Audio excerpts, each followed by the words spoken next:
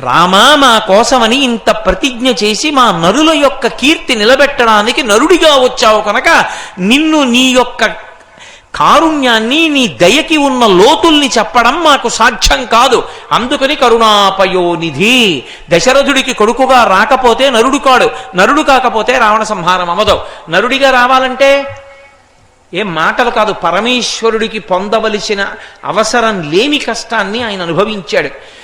ఎక్కడో ఒక పురుషుడికి ఒక రాత్రివేళ కామోద్రేకం కలిగి ఆయనలో ఉన్న తేజస్సు ఆయన భార్యలోకి ప్రవేశిస్తే శుక్రశోణితములు కలిసి రేగుగింజ అయితే అందులోకి ప్రవేశించాలి.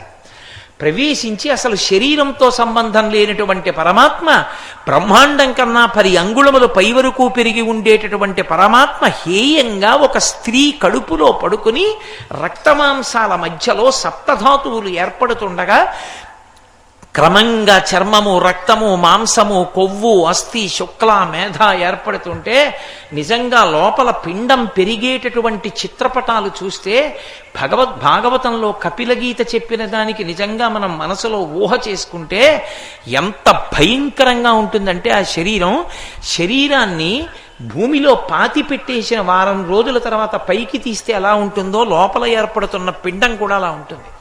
అంత భయంకరంగా ఉంటుంది.